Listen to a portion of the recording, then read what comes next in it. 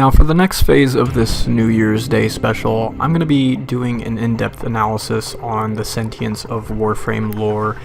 These guys are some of the scariest, most ominous villains in any fictional medium ever.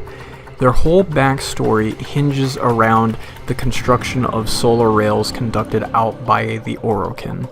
The Orokin were at their darkest when they created the sentients because they were limited upon resources, and therefore they needed to extend their reaches from the origin system of Outer Terminus to Tau. So in doing so, they created these machines that could aid them with the construction of the solar rails, allowing them access to different systems and therefore utilizing void energy. Now, the sentients started out as mindless automatons, working themselves to death, and that was their purpose, is to construct the solar rails and die in the process, and through that they would eventually become extinct. Now, the sentients developed an adaptation. They evolved. They learned how to have a higher consciousness and be self-aware, and through this realization that they were working themselves to death, they became vengeful against the Orokin and sort of rebelled.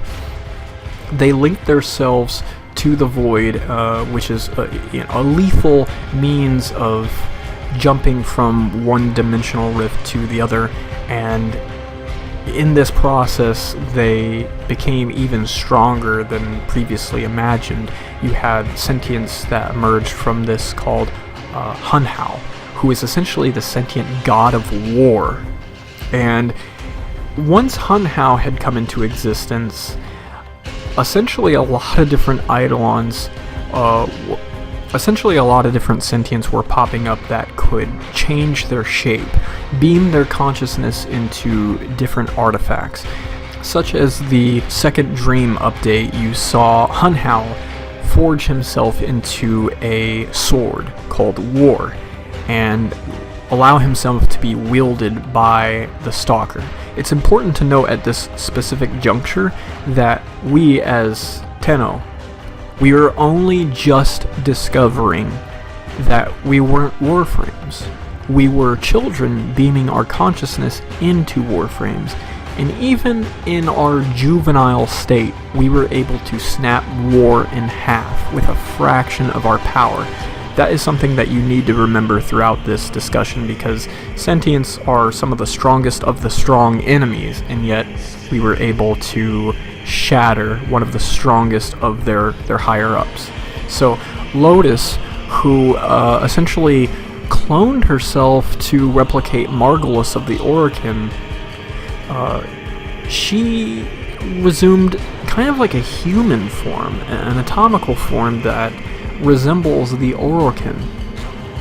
Now, the Orokin wouldn't stand for the sentients becoming sentient, so they created the Tenno to fight back against the sentient, and we are their superior weapon. I mean, what the Tenno do is essentially they're, I would guess, supernatural powered children that have a deep connection to the void using this thing called transference.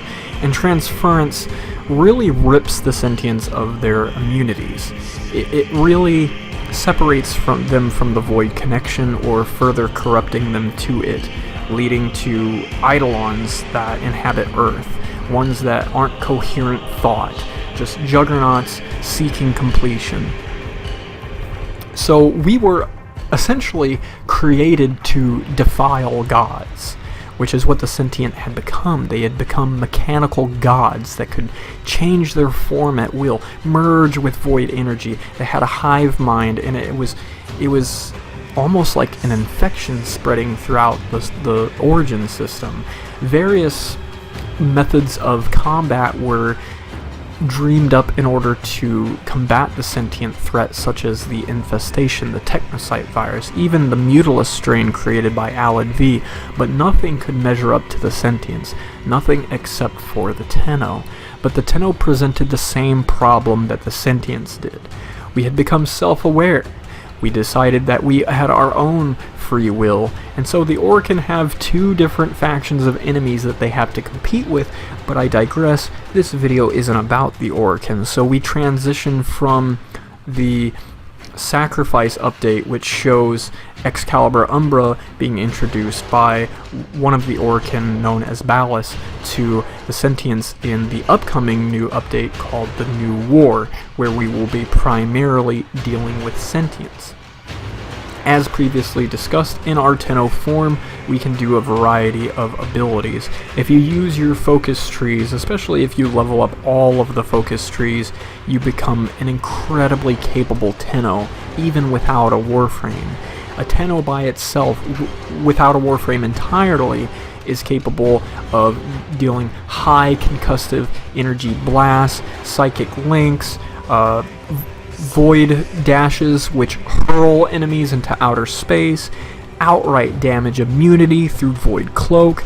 The possibilities with these Tenno are endless, and this is just in their adolescent form. They can grow up, as it was teased in the Duviri Paradox trailer, also shown at TennoCon 2019. So this is where we're going to transition into what the Tenno are truly capable of. Now, the Tenno can beam their consciousness into a Warframe, even pilot it from within. They can move themselves into the void and operate the Warframes from within, and who's to say that their outright potential isn't more than that? What if the Tenno, once they grow up and gain access to their full potential, what if the Tenno could operate all of their Warframe arsenal, similar to Tony Stark from the Marvel comics being able to operate all of his armor with a neural connection? I think it's indeed possible, because what we are presented with in the Duviri Paradox is essentially Warframes that are doing battle in Railjack, fighting against one of their Kuvaliches.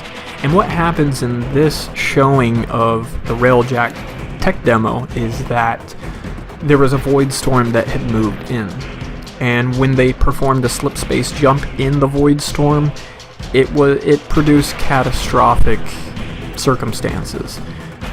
The Tenno was ejected from the Warframe, and with this color palette that they use, I really think what's being shown off here is the fact that you have an ethereal, otherworldly, dimensional existence. I hypothesize that this could be Tau. This could be the area in which the Sentients were trying to link the Orokin to.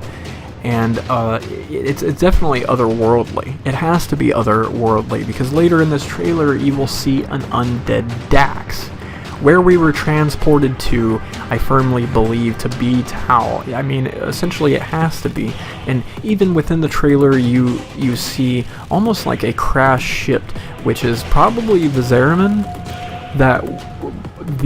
which was an accident involving the Tenno. I'm not going to go into depth detail there, because this just isn't a video about that. But when the Tenno turns around, he sees the undead Dax, and again, the color saturation. I'm not sure what it's hinting at here, other than otherworldly elements going on here, rifts in the void, distortions, etc., etc. Technology that other enemies just don't have access to. Technology that, fictional characters aren't equipped to deal with. And in this trailer you have an undead Dax that decides to charge the Tenno. And the important takeaway from here is that his Tenno powers aren't working. They don't work. So the traditional form of attack that the Tenno use is obsolete. So what happens here is he resorts to something we've never seen before. And this is my theory. This is my personal opinion. This is my theory that I crafted from what I saw. He looks into the past. This is presented as like a scene that he's just seeing objectively, but I think there's more to it than that. I feel as though the Tenno is actually calling upon his past self to leave behind a tigress on the battlefield. That way the current Tenno, his present form, can use it in combat. He can no longer use his Tenno abilities, so the next best thing is to use the Warframe weapons. I think that the present Tenno purposely or subconsciously communicated with its past self in order to find anything that would work against this undead Dax. And as we've seen in the trailer, it definitely does. The Tenno emerges with the Sancti Tigris, blows the Dax completely off of his horse, and then rides off into the sunset with the undead horse. It's funny how they use a country western soundtrack to seemingly show off the Tenno riding off into the sunset, or the Zeraman with an undead horse. So not only are we space ninjas, space pirates with the introduction of Railjack, but now we're going to be space cowboys. Again, the important takeaway from this trailer is the mere suggestion that we can not only breach layers of existence in dimensional rifts, but we can possibly breach time itself. The Tenno have such an amazing combat capacity that even when the chips are completely against them, even when reality itself, when they exist in a plane of existence that doesn't allow for traditional means of combat, they break the rules completely and use time to their advantage. This isn't outright confirmed, but it's strongly hinted at with that trailer, and I would go so far as to say that it's probably canon. And if that is what's going on, then this makes them one of the strongest beings in fictional history. That means that they are, not only are they god tier, but they're omniscient. That they can move freely between the dimensions. And we just don't see that. And this is why I compare them to Goku or Superman. Because Superman Prime 1 million, well, it's obvious that he can close holes in reality. He can close black holes.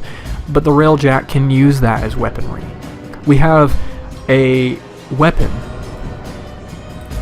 We have a weapon in our Railjack called the Void Hole, which launches out a missile that essentially creates a black hole sucking in and doing damage to everything within it. If we can utilize that as a weapon on the Railjack, what's to stop us from creating multiple black holes? I mean, as long as you have the armaments crafted in your battle forge on the Railjack, you can keep launching out the black holes indefinitely. Now, I know that Superman can close holes in realities. He can grab a hold of a black hole and close it, but I've never seen him actually be able to deal with multiple at the same time. And I know for a fact within Warframe that you can thrust out multiple void holes, and that's just the Railjack. That's just the ship that we operate. That isn't at all to deal with the Warframes themselves, like Limbo, who can create dimensional rifts, separate the planes where he stands. He can create different realities. He can manipulate dimensional rifts, and now the Tenno can create timeline gaps. It can communicate with their past selves. The future self can communicate with the past self. This is stupid levels of combat. This is if a god hand, an outright Sims deity, is creating life for the sole purpose of seeing it play out. And I wouldn't be surprised if in the future of Warframe, after the new war, after the Deviri paradox, we're able to create our own missions, we're able to create challenges for other Tenno to complete, because we are gods. We are... What if at the end of all of Warframe's lore, we break the fourth wall, so to speak, and we see the creator above this origin system, reality itself, and what if when we gaze up into the stars, it's like looking into a mirror, we see ourselves. So I'd like to present the option of Tenno being the god of this reality, and at the end of it all, they ascertain complete control of everything. They're omniscient, omniscience, omnipresent. They're the alpha, the omega. They are everything and nothing at all. And in doing so, obtaining that power, they just create avatars of their own consciousness, and they watch as though all of these things that they have created do battle with each other for self-amusement. And if you think about it, that's what we do in The Sims. We create all these individuals and we watch the drama unfold for our own amusement. What is to say that when you have absolute power, that you can't just outright make realities and then watch them play out? I think that we are on the route to seeing that happen. I firmly believe that the Tenno are capable of that, because I don't feel as though the next enemy that we're going to be presented with is the Man in the Wall, which is being hailed as a void demon, and that essentially is the only threat that we have left beyond the sentients.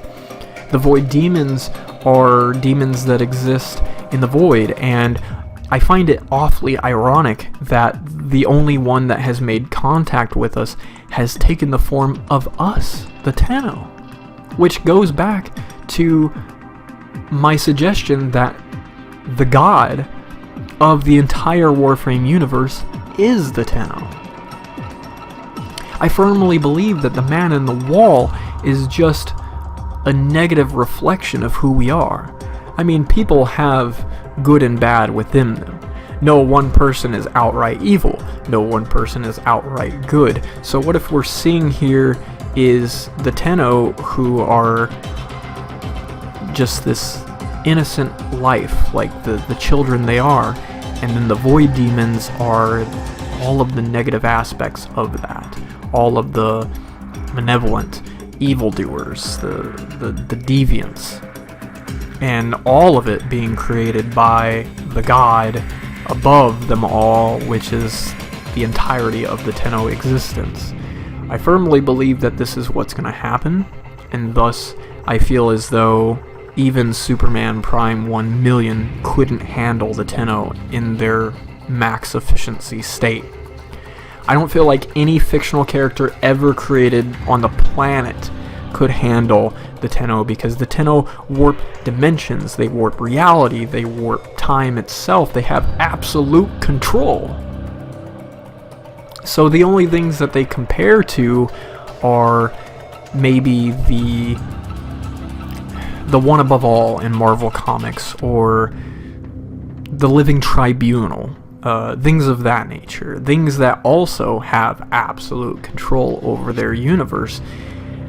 And that's why I conclude with the statement that Warframes are indeed measured up to the combat prowess of Superman or Goku. They definitely are more capable than Halo Spartans, more capable than the entire Covenant Armada. The Warframes are different in the fact that they don't just defy death like the Kuva Liches.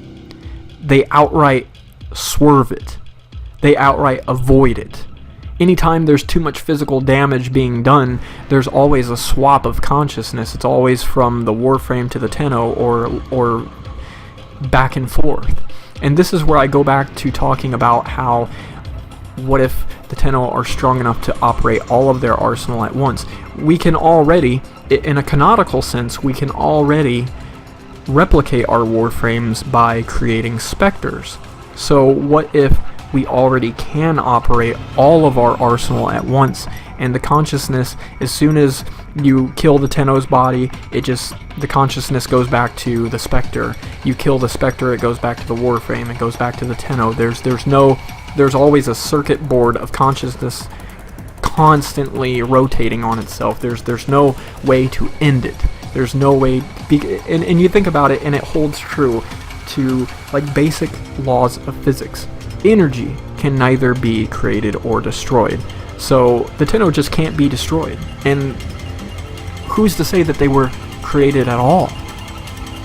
Maybe what actually happened at the beginning of it all, when the Orcan created the sentients and the Tenno, Maybe what they actually did is transfer energy into a more physical form that was self-aware. Because I'm more inclined to believe that the Tenno weren't created at all, that they just always were.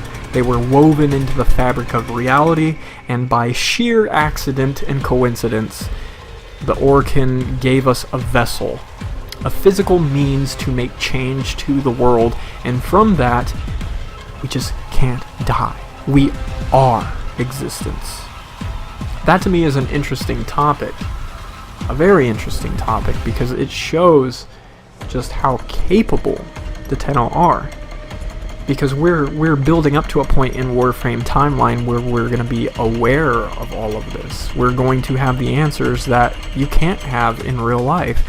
Nobody has died and come back. Nobody has seen the other side of the afterlife and foretold about what lies beyond. The Tenno are going to have access to those answers here very soon enough. And that alone is something that not a lot of fictional characters in other forms of media have access to. And more importantly, they can't defy it. They can't defy death. They can't defy time, defy dimensional existences. The Tenno can do that. And again, that's why I firmly believe that characters like Goku and Superman can't do combat with them. Because there's not a means for them to hurt the Tenno. They can't, like, once they harm a Warframe enough, it will simply use transference to go back to Tenno form. If they hurt the Tenno, they just use transference to go back to Warframe. It's a cycle that just can't be undone. There's no way to destroy it entirely. So while Superman and Goku definitely have a means of distributing damage, they have no way to keep that damage locked in permanently. There's no way to finish off the Tenno. There's no definitive way to kill them. And if there is, it just hasn't been presented yet. All the evidence supports that Warframes are immortal, physically, spiritually. They can't be stopped, period. So how do you combat an absolute force like that? Well, I would think that you corrupt it. And that's where we're going to be presented with the man in the wall, the void demon. I think that the only way to combat power, absolute, is to either just lock it away, isolate it, quarantine it, or corrupt it. So after the sentience, after we combat these godlike beings, I firmly believe that the only other way we're presented with a viable threat is through psychological warfare, spiritual warfare. And that's just one weapon that we have at our disposal. We have Arcwings, Warframes, Railjack. We can pilot all of those things simultaneously. And so it's not necessarily an issue of dealing with a Warframe, or dealing with an Arcwing, or dealing with a Railjack, or dealing with a Tenno. It's dealing with all of those things at the same time, because a Tenno has been shown, it's been shown in-game that they can pilot all of those things at the same time. And yet, Grineer are still measuring up to that. Grineer are capable, Corpus are capable. All of these enemies, all of these elements within Warframe lore are way more capable than the casual gamer, the casual Warframe player, the casual Halo player, Destiny, whatever player you are. Everyone is sleeping on the Warframe universe. They are a lot more capable than they are being given credit for. And that's where I wrap up this video for the night. As always, I'm going to encourage you to hit the subscribe button, the bell icon, like the video, do as I always encourage you to do. If you've learned something from this video or you liked it, whatever, it really helps the channel when you do that. Hit the thumbs up button. Hell, you can even hit the dislike button. Once again, if you're interested in joining the clan or the alliance, link to our Discord will be in the description. And until next time, this has been Vance, signing out. Merry Christmas, Happy New Year, see you guys in 2020.